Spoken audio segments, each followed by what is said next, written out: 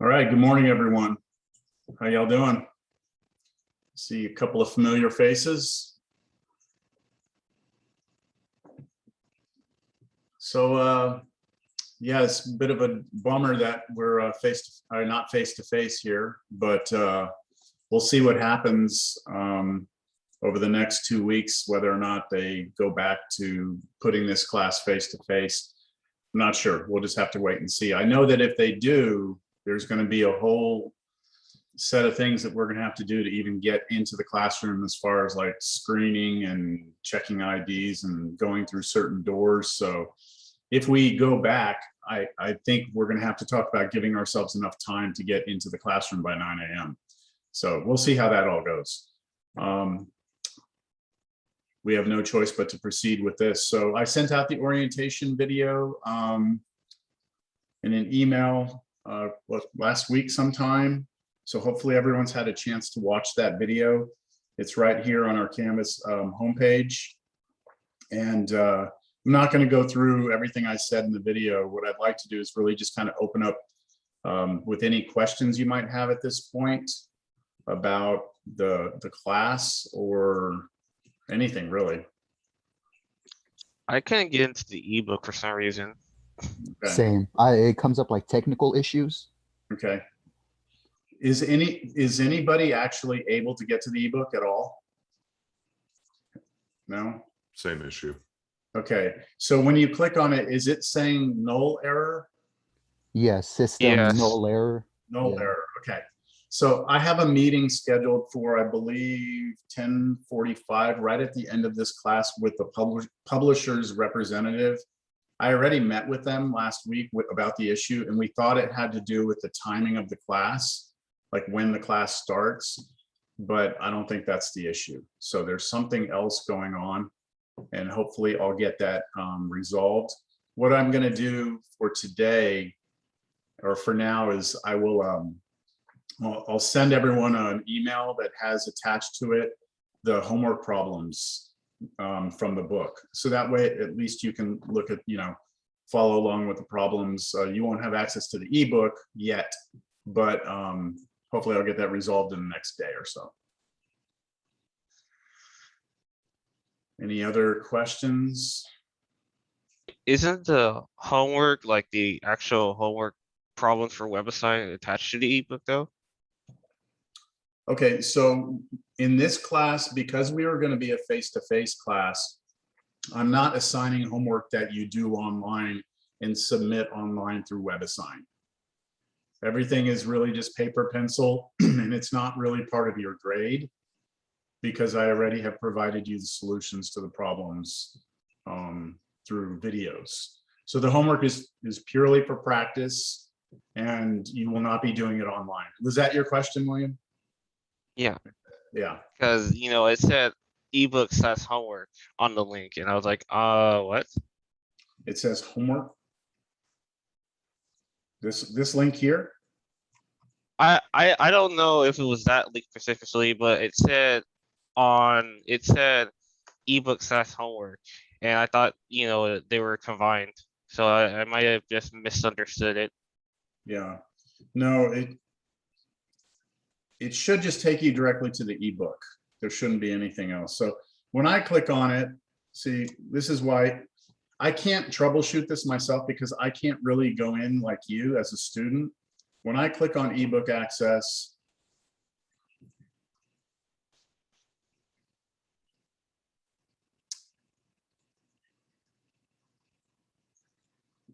it opens up. So there it is. There's the ebook. So for me, I can get in. I'm just not quite sure why all of you can't get in. I went to a 1-hour meeting on how to set up your Canvas shell so that students can just get in and click, and I did everything, and they actually used me. I shared my screen so that we could show everyone how to do it, and then it's not working. So I have no idea what's happening, but we'll figure it out.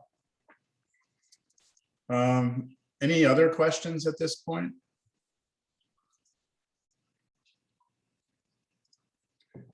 Okay, so for those of you who I have not had in the past that are new to the way that I do the Zoom, is that I'm going to keep a roster here to the side on a different screen. And then pretty much, as we go through the class, I'll call on people. And that's how I kind of take attendance. But then it also kind of keeps you engaged. And then I will also make a note while I'm doing this of who's got their camera on. So you're not required to have your camera on, but that's how you can earn bonus points in the class. So I think, for Cal 1, what was it? It was total of 8 possible points, right? On your final exam grade? It was a point per day because it was Yeah. the summer class. In the summer class, it was like a point a day or something. Here, it wouldn't be that much. I'll say it'd be the same thing, 8 points. But if we get face-to-face, that all goes away, okay? I mean, it's really only while we're on Zoom. So it's just to encourage you to, help me feel like I'm standing in front of people or working in front of people instead of just working in front of a bunch of names on a screen. So so that I'll be doing that, and then I'll be going through the notes. I'll have the notes presented, like for today. Where is it? So today I'll be working through the notes. Those are available in Canvas. You can get to these notes. So when I'm working through these, don't be like trying to copy this all down. You have access to this. So I'll work through the notes and I'll write on my screen, and everything I do is recorded. So you can go back and watch it later. And, I think we're all kind of getting used to this a little bit. Zoom. Are there any questions technically about the way I'm going to do it? Okay, so I'm trying to bring a very positive attitude into this. I don't have a negative attitude, but this is Cal 2, and this is a difficult class, and I'm sure you've heard that before. So I just want to make sure everyone knows that I'm available to you to help you. I mean, you're going to have to do your homework to learn in this class, and if you're ever getting hung up on something, I encourage you to come to my office hours, my Zoom office hours. I've included my cell phone, text me if you have any questions. I just don't want you to feel like you're alone in this. I expect you to have questions. I mean, that's normal to be hung up on things. So I think it's important that we establish establish some sort of relationship with one another early in the semester, before you get in trouble, before you start having issues. Come into my office hours, meet with me, and I can't force you to do that, but I'd like to make sure that you know that door is open to you. Other than that, I think I'm ready to kind of get into the material. We have a schedule that we're following. We are going to try our best to follow this. My intention is to try and move as quickly as possible through the easy stuff. Okay, so the easy stuff is going to be everything before Labor Day. All this stuff is, when I say easy, some of it you may have seen, some of it may be brand new to you, but in terms of difficulty level, it's all pretty much like nothing extreme. So I expect that students should be able to pick it up pretty quickly. Once we get into chapter 6, that's when things start to get bumpy. And then 7 is not too bad. Chapter 7 is not too bad. It's very visual, so students do okay with that. It's really chapter 8. Chapter 8's the big chapter that's most of the time difficult for students. So I'm going to try my best to go through 2 sections today, because I want the more we can cover early, the more time we have for the stuff that's harder later. So you'll want that time later, because I always say Cal 2 is like a marathon that you're running at a sprinter's pace. So it's not like this long haul where you just jog. Like, it's the whole time you were just foot on the gas. So we have a lot of material to cover, and my goal as a professor, my goal is to prepare you for the next level of math. Even if this is your last math class, Cal 2, you're a biology major, you're a biology major and this is all you need. I still teach this, with the idea that someone in this class is going to be building a bridge that I'm going to be driving across one day. So I want to make sure that, we're not cutting any corners or watering this down. All right. So we need to get through the material. Okay. Anything else? I was going to do this whole thing where like every day, I don't know if y'all want to do this, we can. I was going to do like every day we pick 2 people to kind of tell us about themselves. I don't know. What do y'all think? Y'all want to do that or not? I don't care. We take 5 minutes, 2 minutes a person or something like that. A minute a person. I think that's cool. Yeah. I don't mind. Okay, let's do that. So here's what I'll do. I'm just going to go alphabetically for right now. So what I want is, and I'm only going to go through maybe 2 or 3 people today. All right. And this is just, I'm not even going to like prompt you with what to say. You just say whatever you want to say.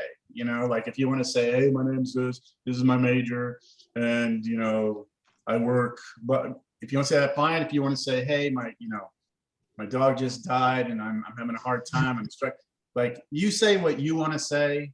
I just want to kind of get to know some people because there's several people in here. I have no idea who you are. Okay, so we're going to start with, we're going alphabetical order. So Cruz, you're up first. You want to just say whatever you want to say? All right, well, my name's Cruz.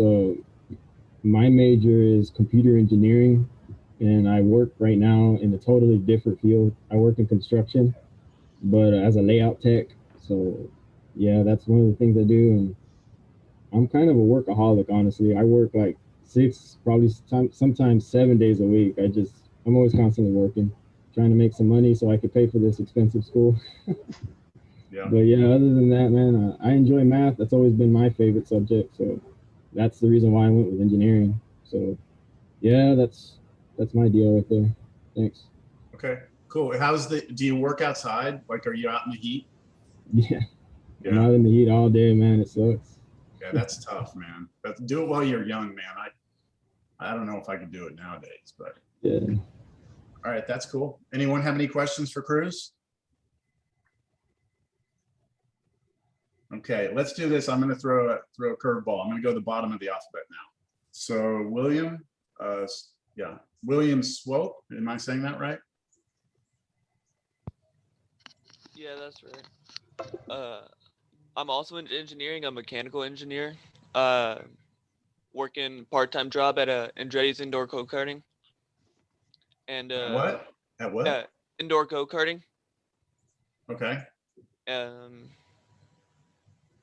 Yeah, that's about it. Okay.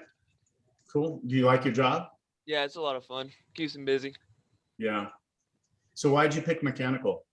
Same kind of thing he was saying. I've always liked math, so I kind of stick to it. Did a lot of it through high school and just really fell in love with it. Yeah. Yeah, I was originally physics major, then I switched to, no, I was originally an architecture major, and then I switched to mechanical, and then I switched to physics, and then somehow wound up in math. But yeah, mechanical engineering is always something I like tinkering. I like to build things. So, okay, good.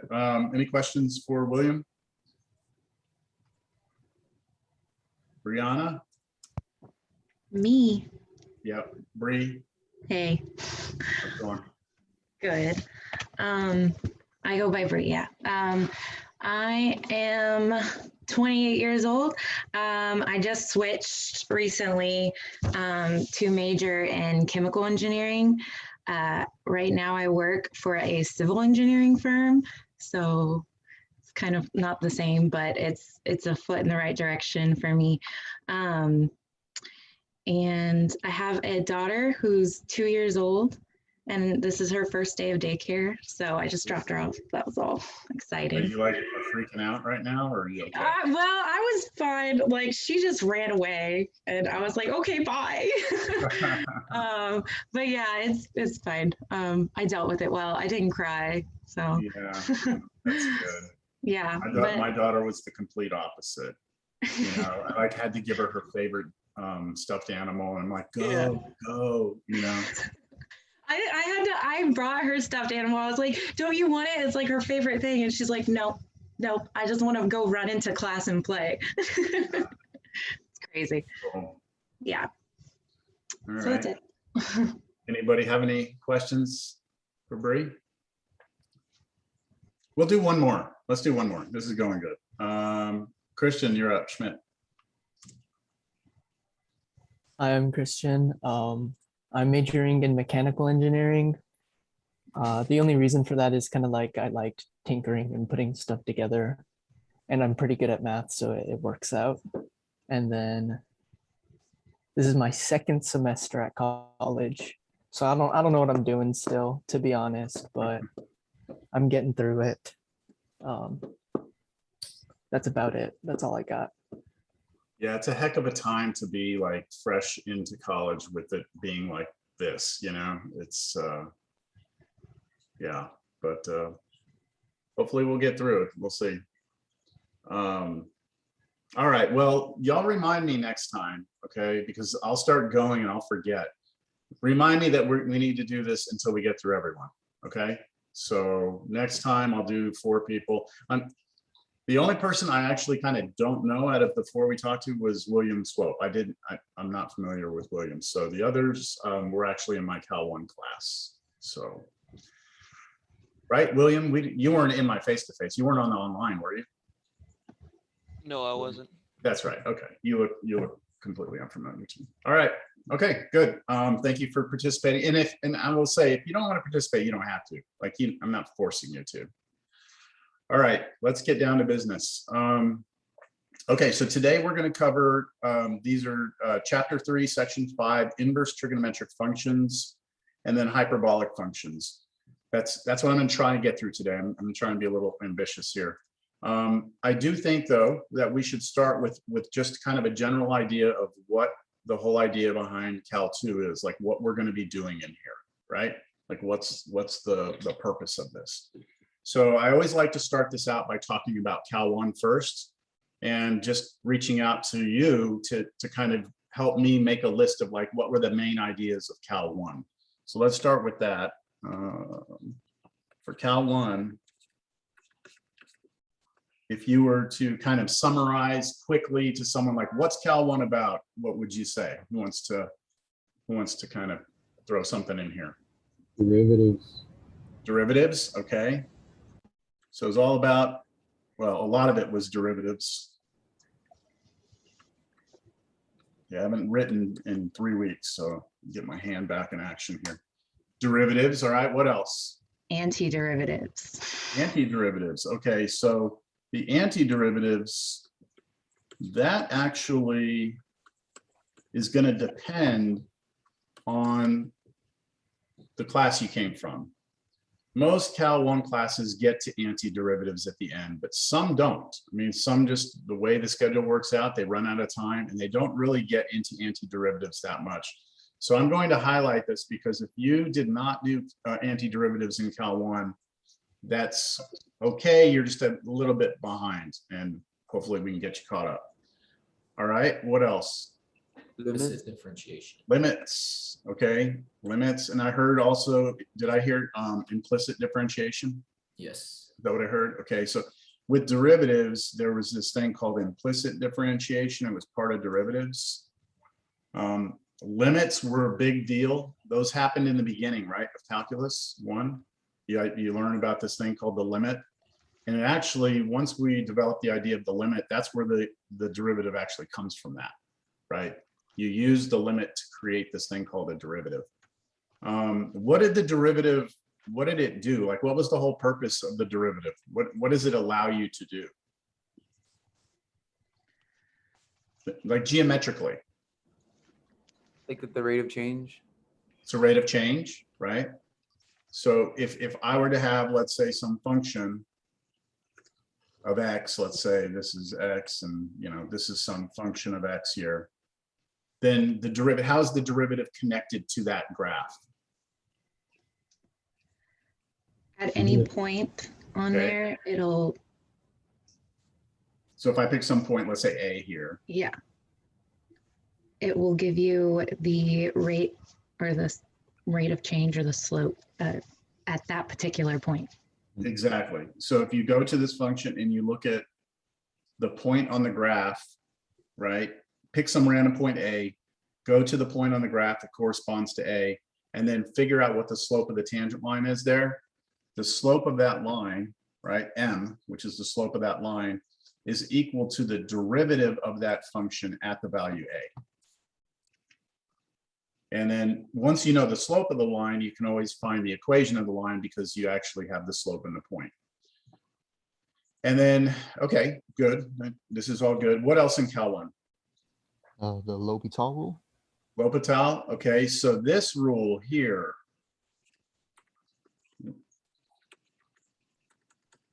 L'Hopital's rule was actually part of limits, right? We use L'Hopital's rule to find limits, to evaluate limits. Now I'm going to highlight this one again. And that is because sometimes certain Cal 1 classes don't do L'Hopital's rule. So I have to just tell you right now, if you have no idea what L'Hopital's rule is, you need to get with me or go to the tutoring lab or something like that. Not right away, we'll need it down the road, but when we need it, I'm not going to go through and reteach it. And there's a lot of different things that you have to be able to do with L'Hopital's rule in this class. So if you never saw it, we have already identified a gap that you're going to need to have filled, all right? Or else you're going to struggle later with something, all right? So I'd be happy to meet you in my office hours. I actually have some videos from Cal 1. I think I linked them on our main, let me go back to our homepage. I believe, yeah, down here on our main page, I have my old Cal 1 videos. And so you could go there to my YouTube channel and somewhere in here, right here, L'Hopital's rule is right here in this video. Now you have to go find it, but if you watch these videos, you should see me going through L'Hopital's rule. So you can always go back and look at some of the stuff from Cal 1 that I have out there if you'd like. Okay, what else? Anything? Indefinite integral. Okay, in-depth. So you're talking, Bree's talking again about more of this idea, antiderivative, indefinite integrals. Those are things that came at the end of Cal 1, and I no, it's okay, it's good, but it's just, you're bringing up a good point. There's an overlap in Cal 1 and Cal 2. And everyone here is going to be at a different place. So we're going to have to figure that out as we go. Okay. What were some of the harder things to do in Cal 1? What were the things you just really did not like having to do? Related rates. Related rates, okay. Optimization. Related rates. And then optimization. Yeah, that one sucked. That one was probably one of my You favorite. related rates all day, but These- optimizations. Yeah, these two topics are probably the most important ideas out of Cal 1 because it's actually what allows you to go and apply something to the real world. Related rates were problems like, a spherical balloon is being inflated so that its volume is increasing at 3 cubic feet per second. At that instant that the blah, blah, blah, how fast is the radius? Right, those were related rate problems. All of those problems required implicit differentiation. And then optimization was actually us using the derivative to figure out the highest and lowest points on graphs, which required us analyzing the first and second derivatives to figure out where you have increase, decrease, and concavity changes and things like that. Okay, so I don't know, if you take a step back and just kind of look at what Cal 1 was about, it was really about looking at functions, figuring out rates of change and highest and lowest points. Cal 2 is going to be visually completely different. All right. So for Cal 2, what we're going to be doing is this. We're going to be doing antiderivatives. Okay. So if I were to break up Cal 2 into 3 main groups or 3 main topics, here's what it is. The first thing we're going to do is antiderivatives.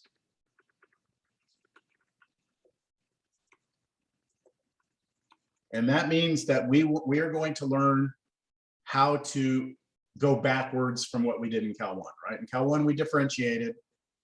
Here, we need to be able to go backwards. Now, we're not going to say yet why we're going backwards, but we need to get good at going backwards. And then after we figure out how to go backwards and do antiderivatives, then we will start to apply that to something and see what it means visually.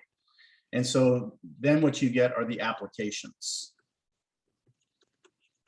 So what can you do with this? With the antiderivative idea, what can you do? And what we learned is that just like we had a visual idea here in Cal 1 that the derivative was the slope of the tangent line, in Cal 2, what we learn is that if you have a graph of a function, instead of talking about slopes of tangent lines, what we can do is look at this function between 2 points, and then we can calculate the area underneath that graph, which it may seem like, well, who cares? Why would you ever want to do that? But there are applications where that is important, where you can measure the force acting on an object over time. And then if you can figure out the area underneath, so for example, if this is time and this is force acting on some object, then the area underneath this would be equal to the work done. It would measure the amount of work that's being done. Work meaning like force times time, so work like kilowatt hours or something like that. There's a physical measurement for work. And that, you know, that's a big deal later. Okay, so for applications, then we'll do other things like we'll take that graph and here, I'll show you. We'll see this later, but I may as well show you now. Let me bring this up. I wasn't going to do this, but let me just do it real quick. When I can, I have animations for things. Where is it?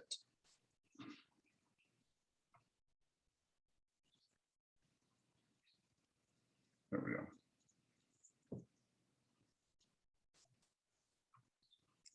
Wait a minute, that's not the one I wanted.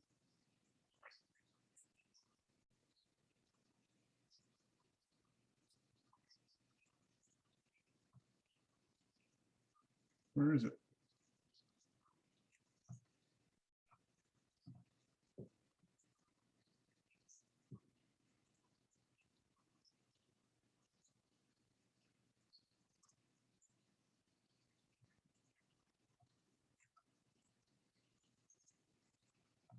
Well, I'll show you this one. This will work, I guess. Wasn't really the one I wanted to do, but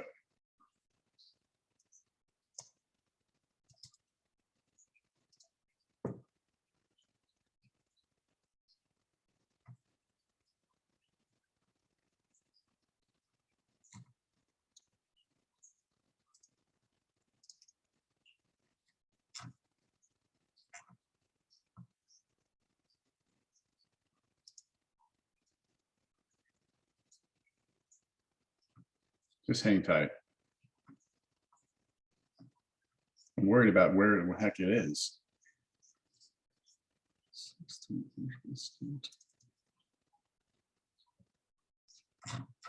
Oh, there it is. Okay.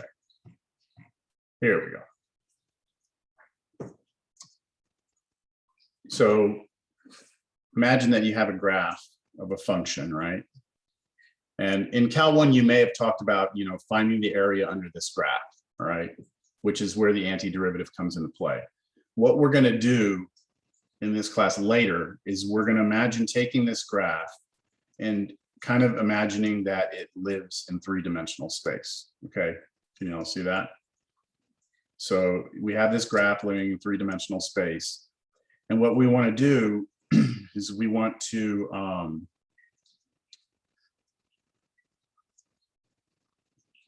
take it and rotate it around the x-axis like that and create a solid out of it. So that kind of looks like a football, right? And the question is, what is the volume of that? Right? That's something we'll be able to answer pretty easily, actually. So that is something that where you start to have to see things three-dimensionally, which can be a little bit, well, for some people it's good, and for some people they don't like it. But it's really cool the different things you can do, because you can do that with any function, any shape function. You can wrap it around the x-axis. You can also wrap it around the y-axis. You can wrap it around different things. So you start to be able to come up with really interesting geometrical shapes that you might want to find the volume of. I'll give you, if I can find it here. Here's an example of a problem that is somewhat difficult to answer if you think about this. If you have two pipes that come together like this, right? What's the volume of this object? Do y'all see how that is somewhat of a difficult problem? Like if it was just one pipe, no problem, right? But when you intersect two pipes together, they have a common volume between them, right? There's a portion of the volume that they share. And so to figure out what the volume of those together is not an easy task. Well, not if you don't know calculus, but so if you imagine just taking the pipes out of here and just looking at maybe that one little piece, like that's what they're sharing that, but it goes all the way. There's one on the bottom and on the side. I'm just trying to illustrate one little region where they intersect each other. So that's a difficult question right now to answer. We can answer it later. All right. Why would that be important?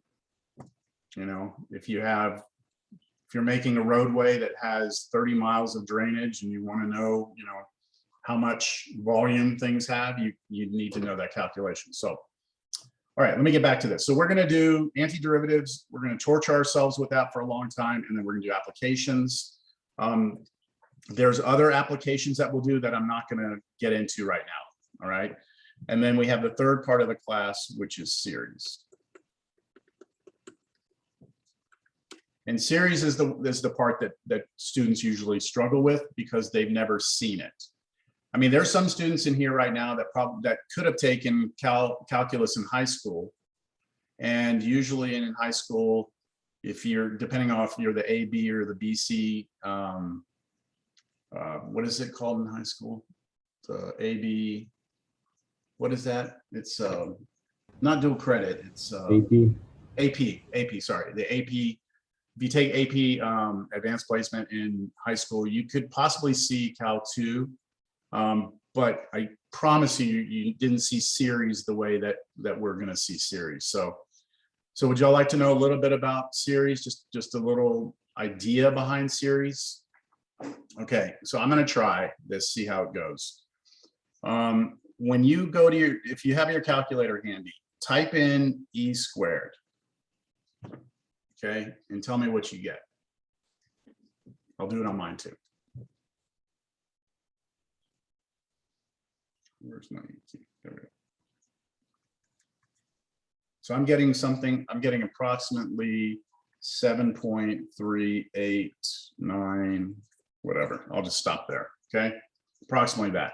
So what just happened within my calculator, right? That, like, this series is very important for computer engineers, computer scientists, because you have to understand, like, a calculator, it only understands yes or no, right? It's either true or false, 0 or 1, that's it. So how did your calculator just figure out that E squared was 7.389? Well, here's what it did. It used a formula that's built into that says that E raised to any number is 1 plus that number plus that number squared over 2 plus that number cubed over 3 times 2 times, I'll just say 3 times. Let me change, yeah, I'll just go 3 times 2 times 1. This There's 2 underneath the x squared. Let's make that 2 times 1. Over here, x to the 4th plus 4 times 3 times 2 times 1 plus x to the 5th. Do y'all see the pattern here? 5 times 4 times 3 times 2 times 1. You understand what the next one would be? This continues forever, forever, all right? So right now, if we wanted to know what e squared was, then we would replace all these x's with 2's. So if you get on your calculator right now and you do, what would it be? It would be, if I go 1 plus 2 plus, what's 2 squared? 4. 4, so 4 over, what's 2 times 1? 2, right? Plus 2 cubed, 2 cubed would be 8 over, what's 3 times 2 times 1? 6, right? Plus what's 2 to the 4th power? 16 over 4 times 3 times 2 times 1 is 24. Plus 32 over 5 times 4 times 3 times 2 times 1 is 120. Understand? Let me just type those into my calculator. 1 plus 2 plus 4 over 2 is 2 plus 8 over 6 plus 16 over 24 plus 32 over 120. I get 7 if I do just these, I get 7.266. Now that is not equal to what we got here, right? Those aren't the same. Those aren't the same, but I stopped, didn't I? I stopped. Your calculator is probably going to calculate that out, and it'll probably go out maybe whatever's built into the computer, like whatever they programmed in here, it's going to stop. It has to stop somewhere because you can't go to infinity. So maybe it goes and it does the first 40 of them. I don't know. It just depends, because your calculator can do arithmetic easily, can't it? Like your calculator can do multiplication, division, addition, subtraction very fast. So that's the actual, that's what's going on when you type in e squared. All right. You with me? The question is, where the hell did this come from? Right? Like, what is that? Like, why is e to the x equal to that? Right? That's the question. So this in blue is what we call a series. All right. It's called, this is actually called a power series. And it turns out that every function that you've ever learned in your life has a power series. Every function. And that means that the computer, when it sees a function like the natural log of x, it doesn't see natural log of x the way we see natural log of x. It sees its power series, and then it works with its power series. I'll show you one more thing on this. This is, so e to the x, I just told you is equal to this, and I didn't explain why, and I'm not going to. Not right now. We will later.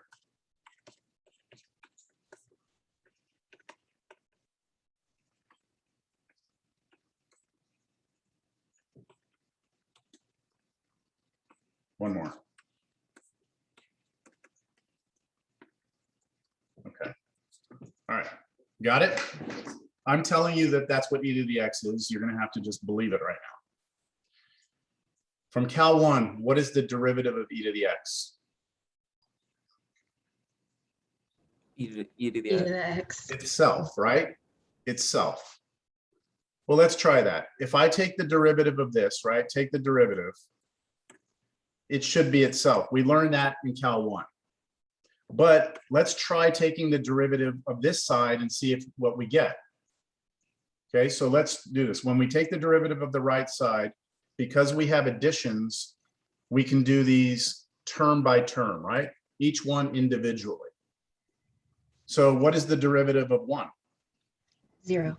Okay, 0. Okay, good. Now, what is the derivative of x? 1. 1. 1. Okay, now this, be careful with this. This right here, I like to look at this as being 1 over 2 times 1 times x squared. So I'm just moving the x squared to the side, and I'm taking the derivative of this.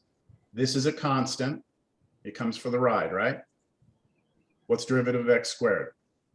2x. 2x. 2x. So when that 2 comes out, what's going to happen with this 2 on the bottom? Cancel. Cancels, right? So what do you get? X. Just X. x over 1, right? Which is just x. You follow that? What would the next one be? What happens when you take derivative of this? Think about what happens to that 3. It'll cancel out the 6. So it'll be x squared over 2. It would, yeah. So when the 3 comes down with the power rule, it's going to actually cancel out with the 3 underneath it, right? So you'll be left with your x squared over the 2 times 1, right? What would the next one do? Would be x to the 3rd over 6. Over 6. I'm going to write it as 3 times 2 times 1. Is that okay? Okay. But again, that 4 came out and then killed off the 4 down there, right? And that's just going to continue happening. So the next one will be what? The 5 comes down, cancels with the 5.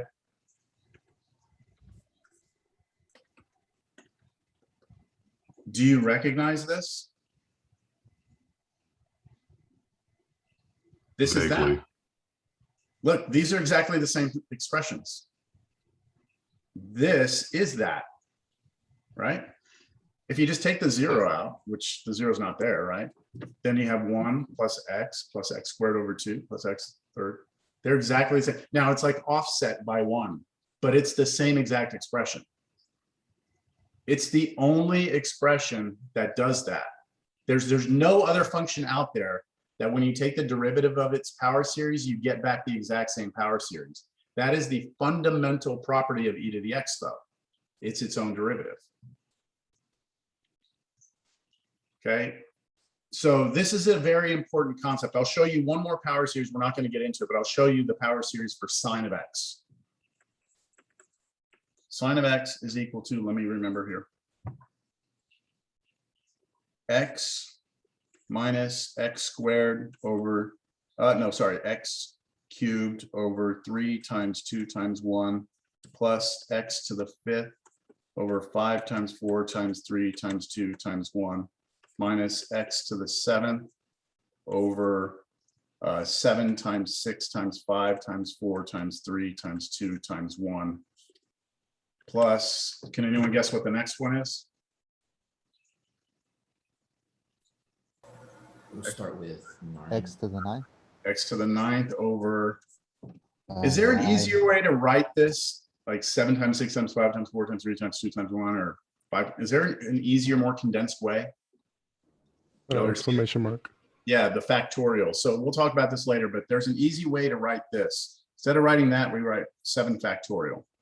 That little exclamation point means factorial. This is 5 factorial. This is 3 factorial. So this would be 9 factorial. That is the power series for sine. So when you type into your calculator sine of 2, it's plugging 2 in for x here. That's what it does. All right. Hey, what's the derivative of sine? From Cal 1, what's the derivative of sine? Cosine x. It's cosine of x, right? So guess what? If I take the derivative of this, right, take the derivative, I should get cosine of x, right? Because we were taught that in Cal 1. I'm going to ask you now, take the derivative of this right here. Take the derivative of this. So what's derivative of x? 1, right? Here, the 3 comes out, cancels with this 3. We'll have a minus x squared over 2 factorial. Here, the 5 would come out. So you'd be left with x to the 4th over 4 factorial. Are y'all understanding what I'm doing here? Are there any questions on what's happening? I got a quick one. If it's 2 times 1, would you still need to do the factorial? Or the You don't need to. Okay. You don't need to. Yep. The next one would be minus what? X to the 6 over 6 factorial, then plus x to the 8th over 8 factorial. See the pattern? Okay. So by knowing what the power series for sine was, we can actually come up with the power series for cosine. Do you notice these are not the same, right? These are, that's because the derivative of sine is not itself. Only the derivative of e is itself. So what's really interesting, I think, is that remember in pre-cal when you're taught about even and odd functions, you're taught like sine is an odd function, right?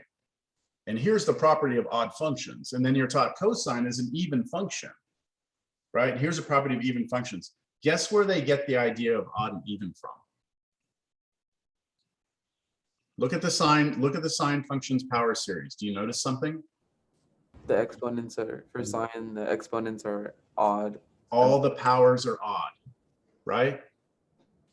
And for cosine, all the powers are even. Any function whose power series has only odd powers is an odd function. Any power series or any function whose power series has only even powers is an even function. That's where they get their name. You don't know that when we're telling it to you way, way back, but it's based on their power series. And then e to the x has both even and odd, right? So that means that is e to the x is neither even nor odd, right? There was three possibilities. You're either even or odd or neither. So e to the x is neither. Okay, so I just wanted to give you a glimpse into where power series are, or what they are, and they are extremely useful, again, because when you start using computers, computers can do all these power series very, very quickly, and it allows us to really open up what sorts of computations we can do, right? All right, there's more, but I have to move on. I've already beaten up almost half the class. So that is just a general glimpse into what Cal 2 is, but really, in my opinion, like there's a lot that you learn in Cal 2 that's important if you're an engineer or whatever. There's stuff you're going to use later in differential equations, and yes, but really to me, Cal 2 is about you raising the bar of what you think is difficult. Like right now you have like this bar of what you think hard is, right, in math. This class is about raising that bar way up so that when you get to a different class, you're like, oh, well, but it's not as hard as that Cal 2 was, though, right? And you'll probably look back on Cal 1 and miss it a little bit because it's not as cut and dry as Cal 1. It's not just mechanical stuff. We'll talk about it later. All right, let's see. I have a chat. Is there a question here? Aaron, I'm not sure Aaron said something in the chat. I'm not sure I understand. Are you there, Aaron? I think that was I related think to that what we was- learned in Cal 1. Yeah. that Oh, was the okay. Cal 1 Okay. thing. And I was asking about, sorry, I just saw that. Yeah, so we learn a lot, yeah, about derivatives of different types of functions. All right, let's get down to business. We are going to go back and we're going to talk about the inverse trig functions from pre-cal. So in pre-cal, you learn about sine, cosine, tangent, cotangent, secant, cosecant, all those. You learn about them, you graph them, phase shifts, amplitudes, all that stuff. And then you learn that every trig function has an inverse function, right? So a function that undoes it. So I don't want to go through this because this is stuff you've seen before. I'm going to go fast through it. We say a function is one-to-one if it passes both the vertical and horizontal line test. So if you give me a function, right? If I draw you a function like this, well, that would be a function because it passes the vertical line test, but it would not be one-to-one because it fails the horizontal line test, right? If I draw a horizontal line, I hit it more than once. So this would not be one-to-one.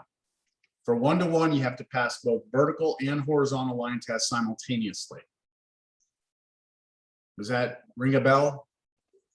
I can draw an example of a function that does pass, or that is one-to-one. Here would be one.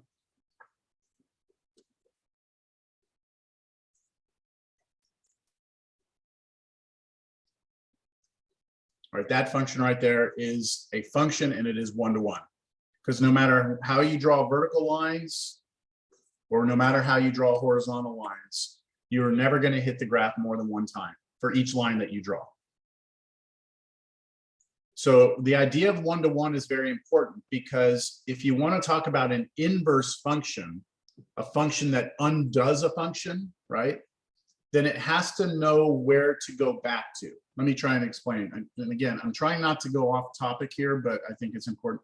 If I take a function like f of x equals x squared, let me clear this out. F of x equals x squared. This is not a one-to-one function. It's not one-to-one because if I draw it, right, it fails the horizontal line test.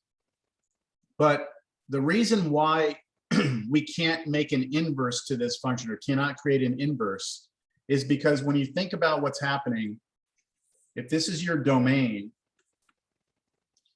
and then this is the range of the function, if you take a number like 1 and plug it into the function, 1 squared is 1. If I take the number 2 and square it, I get 4, right? So the function is taking things from the domain into the range. The inverse function has to go backwards, right? And the problem you run into is that if I tell you to take 4 back to where it came from, can you tell me where it came from?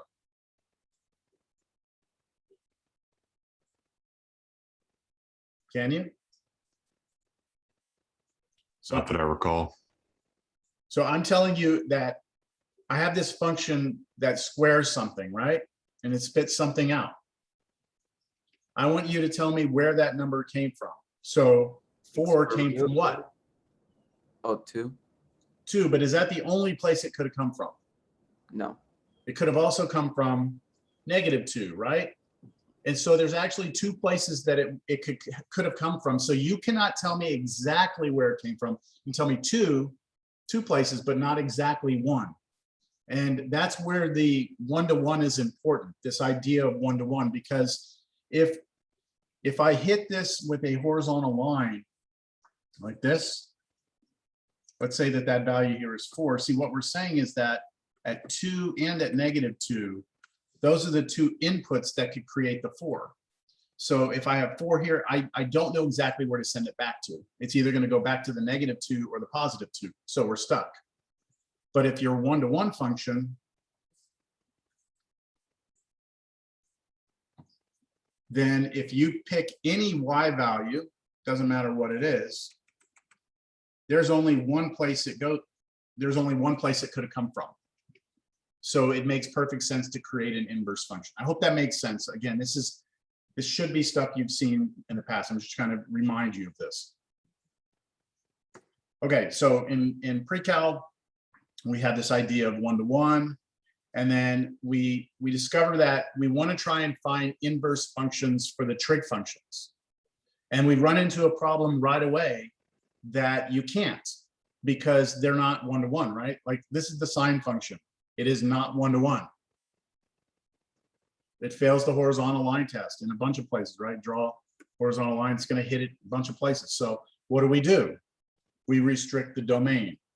We say, all right, instead of looking at the entire sine function, we just look at one portion of it. I don't know if it's easy to see that, but it's just from here to here. We're only going to look in here and then just throw away the rest of it.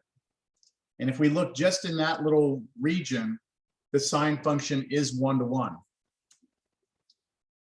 And so if we restrict that domain, we can have an inverse function. And that's why in PreCal, it's very important that you understand that the only way an inverse function exists for trig functions is if there's some restriction of the domain. In the case of sine, we restrict it between -pi/2 and pi/2. Do y'all remember all this? Sound familiar? Any questions?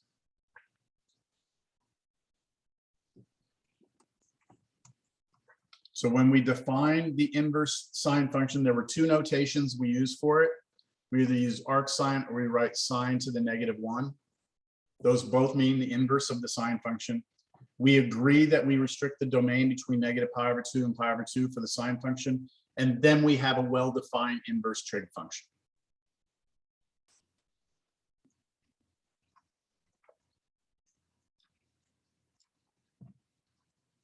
Okay, so let's see if you remember how to do this. I'm going to take this. Let's go work this first example. This is just this is PreCal stuff, actually. So this is the question. Find the arc sine of 1 and then find inverse sine of root 3 over 2. So everyone in this class is going to have kind of a different way of doing this. But I'll tell you the way that I don't want you to do it. Okay. I don't want you to do it this way because it stops you from thinking. Okay. You should be able to just think through this problem. Don't pull out the calculator and do inverse sine of 1. Okay. That's not constructive. So everyone here is going to be a different place with this in the way you think and the way this was presented to you. I'm going to present this the way that I see it, the way that I present it to my students. When I'm trying to figure out the value of an inverse trig function, I always go back to the unit circle.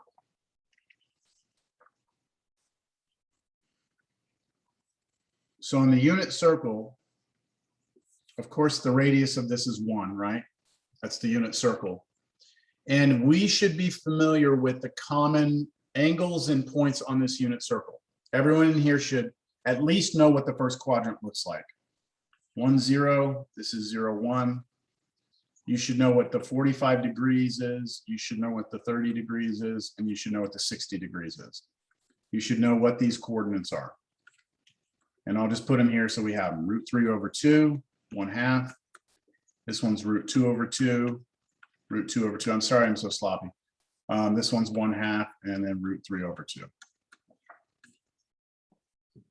And then there's the rest of the unit circle that you can draw based off that one quadrant.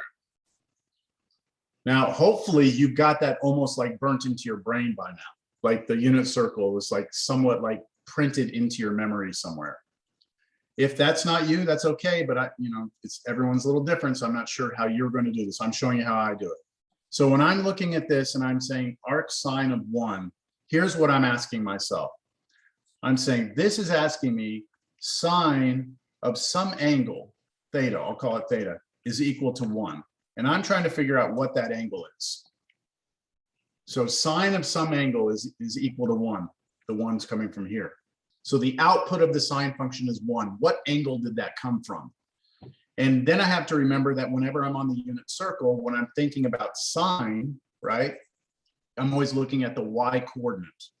So I'm going to be looking here at all the y coordinates, and I'm going to be trying to figure out on the unit circle, where is the y coordinate equal to 1? Understand? Everyone good with that? There's one catch, though. There's one catch. I'm dealing with the inverse sine function. So I have to restrict the domain of the sine function between negative pi over 2 and pi over 2, which means I am not allowed to look anywhere in the second or third quadrants. I'm not allowed to look over there because of the domain restriction for the sine function when we define the inverse. So I'm only allowed to look at angles that go this way from 0 to pi over 2, or you could go this way, go from 0 to negative pi over 2. So I'm either going to rotate up a little bit or I'm going to go down into the fourth quadrant. Those are the only valid angles allowed. Okay, so what's the answer here? At what angle is the y coordinate equal to 1? Anybody? Pi over 2. Pi over 2. Could you also have said 90 degrees? Yes, as long as you put 90 degrees there. You have to put the degree symbol. Now, in this class, we are almost exclusively going to be working with radians instead of degrees, so pi over 2 would be a good answer. What about the next one? What's arc sine of root 3 over 2? Anyone? So at what angle is the sine function going to spit out root 3 over 2? So what angle is the y coordinate root 3 over 2? Anyone? Is it pi over 3? Pi over 3. Good. That's this angle right here, right? Because the y coordinate here is root 3 over 2. right? So that angle that corresponds here is pi over 3 or 60 degrees, right?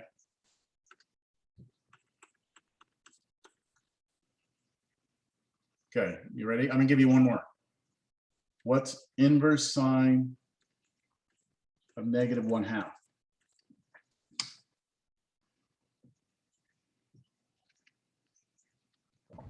So again, I'm thinking at one angle is the sine function spitting out -1/2. So at what angle is the y coordinate -1/2? Is it Anyone see it? pi over 6? What did you say? Negative pi over 6. Negative pi over 6, right here. That angle right there, this corresponds to √3/2, -1/2. And so the y coordinate here, oops. The y coordinate right here is -1/2, and that corresponds to this angle. What is going on? The angle here is negative pi over 6. Could you have said 11 pi over 12? Or, I'm sorry, 11 pi over 6 is what I meant to say. No, it's not in the domain. Yes? No, you can't, because it's not within the domain restriction. Oh. See, 11 pi over 6 means that you're going all the way around to this angle, right? Mhm, mhm. But the problem with that is you've gone through part of the domain you've cut out. And so you can't do that. You have to go backwards as a negative angle. So in pre-cal, you're taught that negative pi over 6 and 11 pi over 6 are coterminal angles, which means they basically give you the same thing, which is true. But once you get to inverse trig functions, you have to take into account the domain restriction. You're not free to just give me a coterminal angle as an answer. It's got to fit within negative pi over 2 to pi over 2. Okay. Any questions before I move on? Again, this is kind of review, but are there any things that I can clarify here? Can you go over how you got pi over half again? Pi over, oh, this one right here. So on this one, we were saying, okay, sine of some angle is 1. So I'm looking on the unit circle, where's the y coordinate 1, right? And that happens right there, right? The y coordinate is 1 when you're straight up. And straight up is 90 degrees. 90 degrees is pi over 2. Is that good or no? Yes. Yes? Okay. Anything else?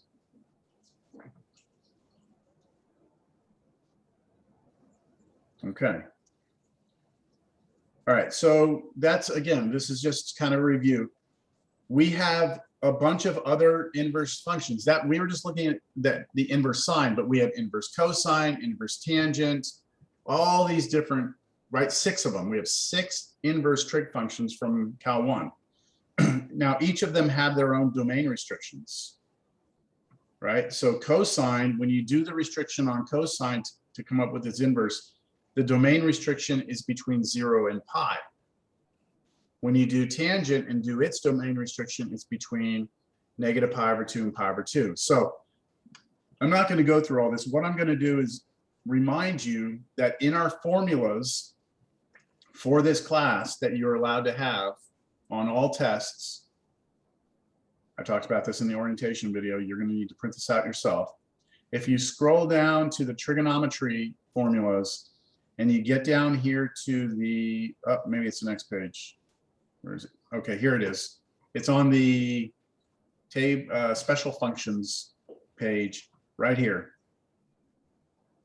Inverse trig functions. The important inverse trig functions are inverse sine, and it gives you the domain restriction right here between negative pi over 2 and pi over 2.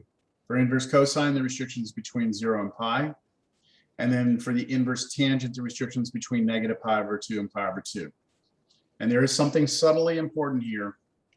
Notice this inequality, right, does not include the 2 endpoints, negative pi over 2 and pi over 2, but here it does for the inverse sine. You include the 2 endpoints. So little subtle things there. I'm just showing you that as a reminder of where you can find this information. Okay, notes going back.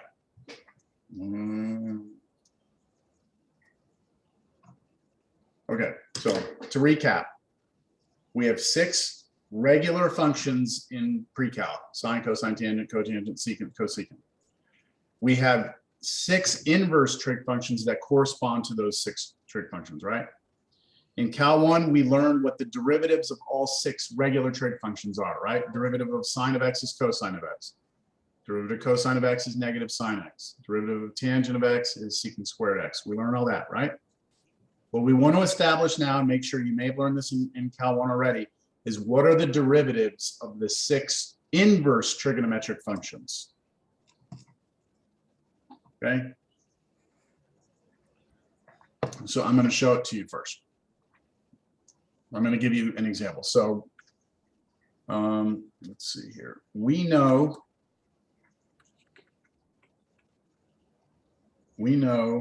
that the derivative of sine of x is cosine x. We know derivative of cosine of x is negative sine x. And we can do that for all 6 trig functions, right? The 6 trig functions from Cal 1.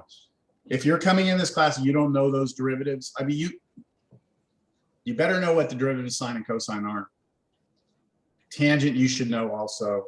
Secant, cosecant, cotangent, if you don't have those memorized, that's okay. But the sooner you memorize them, the better for you. But we have 6 of them, and we know their derivatives from Cal 1. Right? Again, they're on your reference sheet. If you want to look at them, their formulas are there. What I'd like to do now is I'd like to prove to you what the derivative of the inverse sine function is. Okay, we're going to actually prove it. So we want to find what you get when you take the derivative of the inverse sine function. So right now, we don't know what this is. Now, I know in my students, I think we did do this. The ones in Cal 1, do y'all remember? No? I'm pretty sure we did, but we're going to do it no matter what. So here we go. Y'all ready? I want to know what the derivative of the inverse sine function is. I'm not going to go look it up. I'm going to prove it. Ready? Here we go. So what I'm going to do to start is I'm going to write down y equals inverse sine of x. Okay, so there it is. Y is equal to that. And I want to know what y prime is, right? What's the derivative? I have no idea right now. I don't know what the derivative of arc sine is. No idea. The only thing I do know is this. If I take sine of the left side of the equation and sine of the right side of the equation, something good happens on the right-hand side. So when you have an equation and you take the same function composed on both sides, you should maintain equality as long as they're one-to-one functions, which sine and inverse sine are one-to-one on this domain restriction. So I'm allowed to do this so long as I'm only looking between negative pi over 2 and pi over 2. So if I do that, what does the right-hand side of this equation become? If you put sine together with its inverse. What's that? What's the big property of when you put 2 inverse functions together? What do they do to each other? They cancel Becomes out. X. They just cancel each other out and you're left with whatever was inside. So these kill each other off and you're left with just the x, the argument that was in here. And on the left side, we have sine of y. Now, you might be asking yourself, why are you doing this? Like, this is not, we wanted to know what the derivative of this was, right? So why are you doing this if we're trying to figure out what derivative that is? Well, just stay tuned, watch what happens. Now what I'm going to do is implicit differentiation.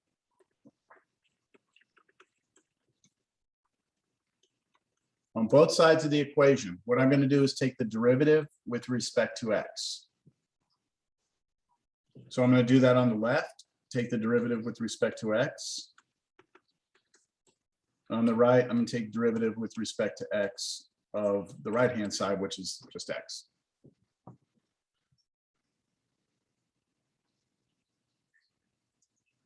All right, so now I get to call on some people here.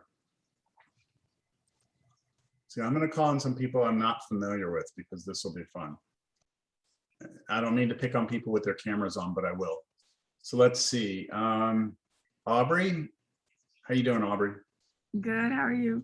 Good. We'll learn more about you on another day, but for now, I want to just see how comfortable you feel with taking the derivatives of these with respect to X. So how do you feel about that? Okay, I think. Okay, go for So it. you just take the derivative of sine y, which would be cosine y, Okay. Good. and the cosine of, or no, the derivative of x is 1. Good. Okay. Do y'all agree with that? The derivative of sine of y is cosine y, derivative of x is 1. Do y'all agree with that so far? Okay. Is anything missing? The chain rule. So it would be DY. dy dx.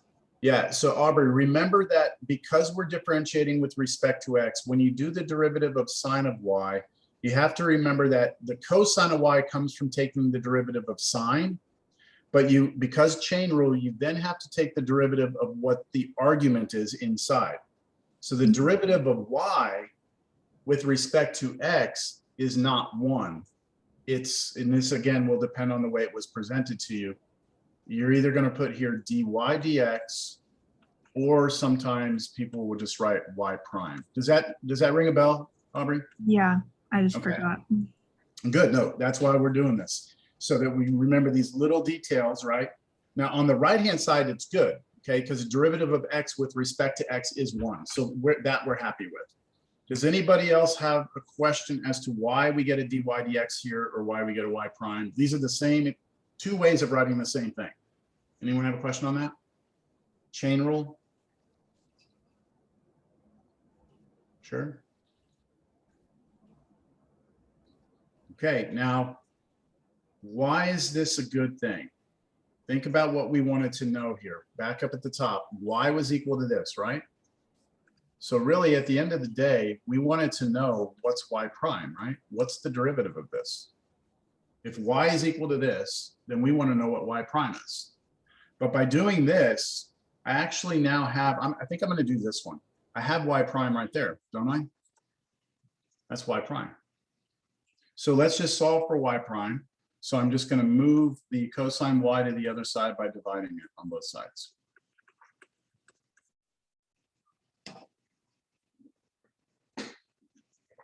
Do I have any questions at this point? We have answered the question. We have. I mean, if somebody wanted to know what is the derivative of arc sine of x, if they wanted to know what it was, our answer right now is what? The derivative of arc sine of x is what? 1 over cosine y. 1 over cosine of y, right? But then you'd be like, what the hell is y? You know, like the original problem had x in it, right? And then all of a sudden your answer has y in it. So it would be nice if we could get it back to x, right? It would be nice if our answer had x in it instead of y. So what we need to do now is figure out how we can rewrite this in terms of x. And we're going to do something very, very, very important now. Did someone say something? We are going to create what is called a reference triangle. Okay, we're going to create a reference triangle. Now, this little technique that I'm about to do is going to come up a lot in the next few weeks. All right, it won't be for problems like this. It'll be for a different type of problem, but we are going to be drawing reference triangles like crazy. So what I'm going to do is this. Remember, the idea here is to see if I can take this expression that has y's in it and get it in terms of something that has x's in it. That's the goal. So I'm going to go back to the only piece of information that I really have that connects y and x together, which is this right here. And I'm going to use that to draw a right triangle. Now, let me draw the right triangle first, and then you tell me whether or not you agree with my triangle. So sine of y being equal to x can also be written sine of y equals x over 1, because x is the same as x over 1. And sine by definition in pre-cal, do you remember that SOHCAHTOA thing? Sine is opposite over hypotenuse, right? Isn't that what that, sine is opposite over hypotenuse? So I can look at this as being opposite and this being as hypotenuse, right? So I'm now going to draw my triangle. My angle is y, because I'm doing sine of some angle y, is equal to an opposite side of x and a hypotenuse of 1. All I'm trying to get you to agree with here is that this triangle matches that equation. That's all I'm trying to convince you of, right? If you start with this equation, then that triangle is a perfect visual representation of that relationship. Yes? Now, what are we interested in? We're interested in what cosine of y is. Cosine of y is adjacent over hypotenuse, right? Adjacent over hypotenuse. So going back to this triangle, do you know the adjacent side? Well, it's not given to you, right? But could you find it? Yeah, you could find it because you have two sides of a right triangle. You can always solve for the third. So let's call this side, let's call it little a. And from that, I'm going to use the Pythagorean identity. I'm going to do it up here. A squared plus x squared must equal 1 squared. That's the Pythagorean identity on this right triangle. I'm going to solve for a now. So I'm going to do a squared equals 1 minus x squared. I'm squaring the 1 and moving the x squared to the other side. And then last thing, I'm going to take the square root on both sides. Didn't give myself enough room. A is equal to the square root of 1 minus x squared. Now, when I did the square root on both sides, I'm supposed to do plus or minus. Okay, I'm supposed to do that. But because a is the length of the base of this triangle, I'm just going to use the positive square root. So that means I can come down here and replace this a with square root of 1 minus x squared. Now I know what cosine of y is, right? Cosine of y should be equals to, so this is 1 over. Cosine of y, if I look at this, is the adjacent over the hypotenuse. So that would just be the square root of 1 minus x squared over 1, which is just the square root of 1 minus x squared. And that is the derivative of the inverse sine of x.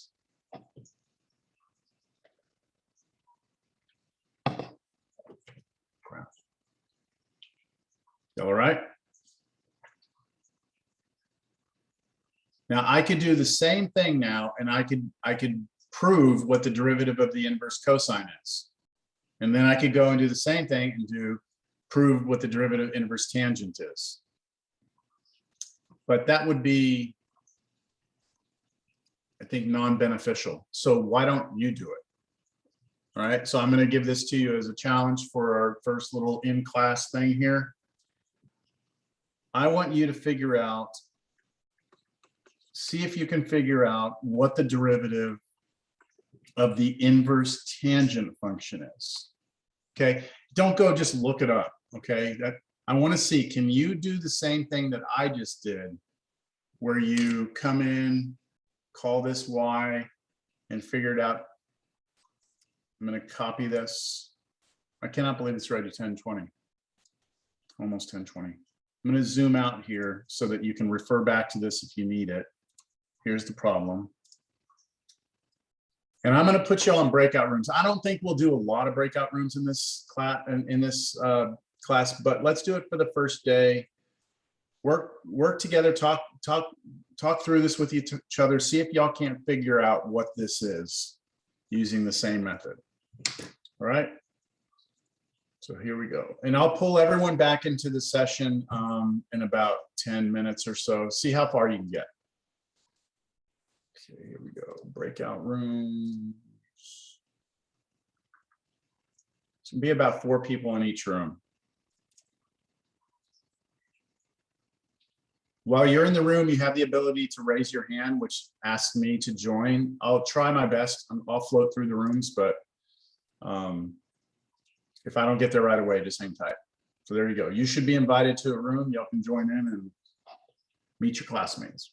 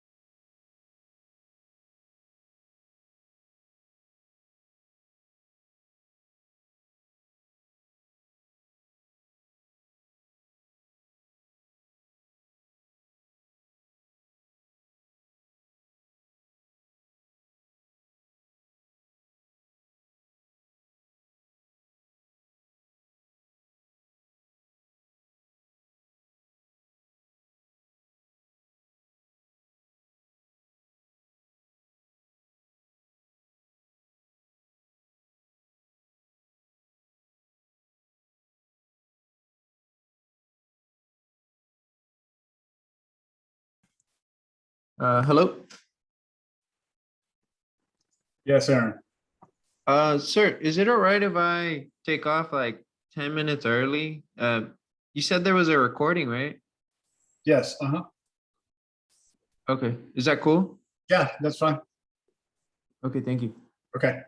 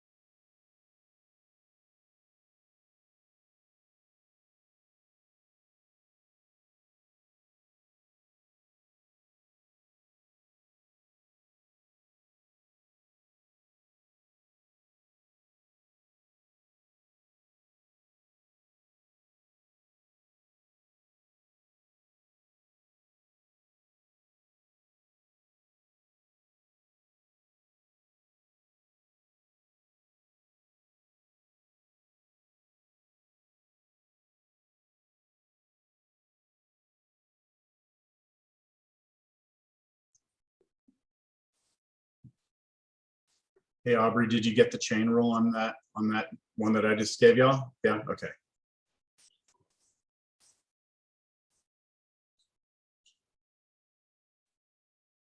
Ian, did y'all get it, you think? I think I got it. Yeah, Yeah. okay. Do you remember, did you do that in Cal 1 at all? Do you remember going through that? I did, but I was really curious as to why it was like that, but now I know. Okay, good. Yeah.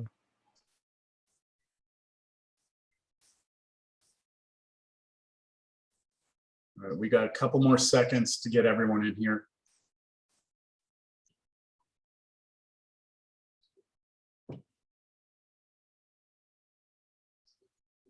Okay. I hope that within those groups, you're able to get something. Does somebody want to volunteer what they got for the answer? I got 1 over x squared plus 1 squared. Squared? Yes. Mm, I got a 1 over 1 plus x squared. just the one. Okay, so let's take a look. The work for this, the first thing you do, you call this thing y, right? And then at that point, you take tangent on both sides of the equation, which creates tangent y, and then the tangent of tangent inverse x, kill each other off, you just get x on the right. Once you're here, you differentiate this with respect to x, so you take derivative on the left and right sides. The derivative of the right side's 1, that's the easy part. Derivative of left side's a little tricky because you have to remember derivative of tangent of something is secant squared of that. Then chain rule says times derivative of what's inside here, so derivative of y is y prime. Then you solve for y prime by dividing both sides by secant squared y. I chose to rewrite 1 over secant squared y as cosine squared y. You don't have to do that, but I think it's a little cleaner if you do it this way. And then I also rewrote cosine squared y as cosine of y squared because that's what it means. And then I went and tried to figure out what cosine of y is. I mean, that was where I was like, okay, I need to figure out what that is. So I went back up to this information here, and I created a triangle based off of that information. So I really looked at this as being tangent of y equals x over 1, because x is x over 1. And that gave me my tangent is opposite over adjacent. So I labeled the opposite side x and the adjacent side 1. And Cruz, maybe this is where the issue was. I don't know. You're trying to solve for this side. So if we call this side, let's just call it h for hypotenuse. We know that we would have had 1 squared plus x squared equals h squared. And that's 1 plus x squared equals h squared. And we want to know what h is, so we take the square root on both sides. And so Yeah, h, I think the square root. I didn't do it right. was that it, the square root part? Yeah, I forgot to put the square root over it. That screwed everything up. Gotcha, gotcha. So now when we want to know what cosine of y is, we're doing off of this triangle, we're doing the adjacent over hypotenuse, because that's what cosine is, right? So I do adjacent over hypotenuse, but then I have to square that. So I square the top and I square the bottom. When I square 1, I get 1. And when I square the square root goes away. And I flip the order. It doesn't matter what order you have that. 1 plus x squared or x squared plus 1, it's the same thing. Are there any questions on that?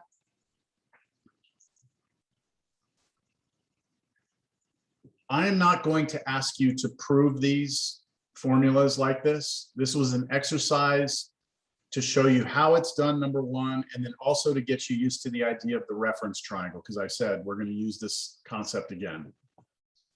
What you do need to know, though, is that on your formula sheets, these derivatives are here. So you go to your derivatives sheet, which starts on page 5 of the references.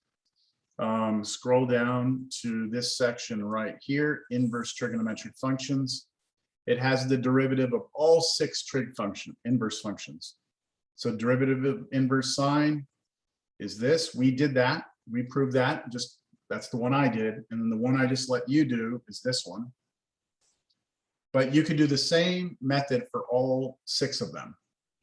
And so if you want to know what those answers are, here they are. You don't have to prove them, but you need to know that in your formulas, that's where they exist. This one, put a star or a couple of stars next to that one.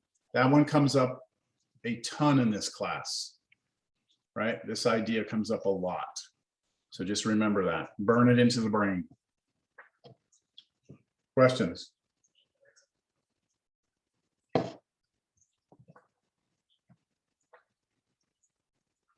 All right, so what can we do with this now that we have it, right? What we've done is we've established that for the 6 inverse trig functions, we now know that they all have derivatives. So that means we can start doing more Cal 1 problems where I give you a function. Let's say I give you y equals, let's say x squared sine inverse of the square root of x, like that. And I ask you to find y prime. So what is the derivative of this, right? So you have to go back to Cal 1. You have to remember, first of all, you have a product, right? So you're going to have to apply the product rule. And when you're doing the product rule, when you get to this part, the inverse sine, you know the derivative of that because we just established what it was, but you're going to also have to incorporate the chain rule, right? Because it's inverse sine of the square root of x. So let's see if we can do this one. Y prime here would be, we need the product rule, right? So who wants to tell me? Anyone want to go for this one? So it would be 2x times sine inverse of square root of x. Good. Plus, then that would be 1 over the square root 1 minus, would it be the square root of x squared? Perfect. Yes. Square root. Okay. So let me do something real quick. You're doing perfect. Let me go grab, I'm going to go over here. I'm going to grab this so everyone can see what's going on. So Jair is using this, this formula that we just established, that if you take the derivative of arc sine of something, right, that the derivative of that is going to be 1 over the square root of 1 minus whatever that something is squared, right? So Jair's doing product rule first, derivative of this first one times the second one, plus now Jair's working on the derivative of the arc sine part, which is this formula, 1 over square root of 1 minus the square root of x squared. Okay, keep going, Jair. Times, then it would be the derivative of the inside, which is 1 over 2. Wait. Yep. Was it 1 over 2 over x? Root x. Yeah, root x. There you go. Root x. There you go. And so then this part right here that Jair just did was doing the chain rule on this piece, saying the derivative of arc sine of this is that part, but then Jair had to take the derivative of what's in here, and the derivative of the square root of x is 1 over 2 root x. Now, I know that there are some people in here who came from Cal 1, different class, and your instructor may have not been very, very adamant about this. I am very adamant in my Cal 1 class that they learned that the derivative of square root of x is 1 over 2 root x. Like, yes, you can turn this into x to the 1/2. And yes, the derivative of that is 1/2 x to the negative 1/2, power rule. We all agree with that. But at the end of the day, this is actually just this. You just drop the x to the negative 1/2 down and then turn the half power to a square root. So I encourage all my students to learn the derivative of square root of x this way. So that's what Jair did right here. This right here is the derivative of that inside piece. And then Jair was not done. He was going to say one more thing. And then times x squared. That's x squared. Now that's finishing off the product rule. Right. Now, I know some of you also learn the product rule differently, right? Some of y'all learned that it just depends on your instructor. Some of y'all learned that you can do the derivative of this times this plus derivative of this times this. It doesn't matter because it's addition. Everyone's going to be kind of a different place. So does anyone have any questions about this derivative? Like where any piece of this came from? Y'all are happy? Not happy, but content? There's still some cleaning up we could do, like algebraically, there's some simplification. We could put those together somehow and maybe combine that all into a big fraction. I'm not going to, I'm just gonna leave it like this right now. What we want to make sure we can do is the mechanical process of the derivative right now. Okay.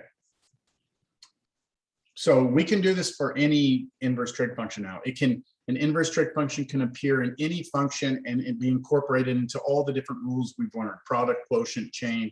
It's now part of our toolbox of functions to play with. All right. We're gonna do another one. Let's see, 3 minutes, dang it. I thought I was gonna get through 2 sections, no way. Okay. Let's do this one. I'm gonna try and crank this out in 2 minutes. So what we have here is an implicit equation, meaning that there's no easy way to take this equation and solve it for y. So I'm going to take a minute here. I'm going to go to Desmos, which is one of my favorite graphing utilities. If you've never used it before, it's really cool. You'll see me use it a lot. So what I'm going to do is I'm going to type this in. So I'm going to type in arc sine, I think that'll work, of x times y squared equals x plus y. Yeah, there we go. So this is the graph of that relationship right there. Here's the graph. And what I'm asking for is the equation of the tangent line at the point 0, 0. So if I go to the point 0, 0 here on that graph, I want to know the equation of the tangent line going through that point. So what we should have learned in Cal 1 is that to get the equation of the tangent line, you're going to need to use the formula y minus y1 equals m times x minus x1, where m is actually the derivative at the point we're talking about, so at 0, 0. So that means I need to find the derivative of this equation at that point 0, 0, which means I need to differentiate this, but that means I have to do implicit differentiation. I have 1 minute, I have to move fast. I'm going to take the derivative with respect to x on the left.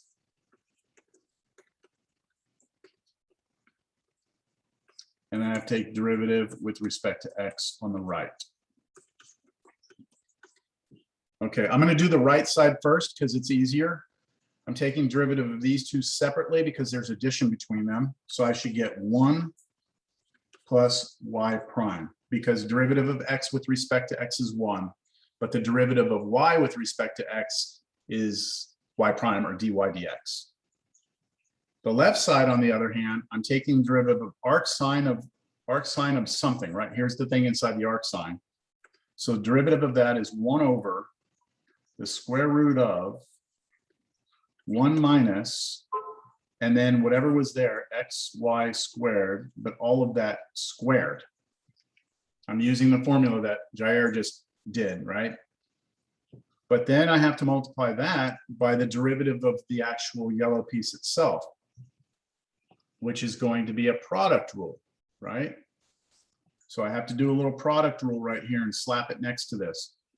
So when I do the derivative of this product right there between those, I do the derivative of x first, which is 1, times y squared, plus now I do the derivative of y squared. What's derivative of y squared with respect to x? Who's got that for me? 2y times dy, or y prime. 2y times y prime, or dy dx.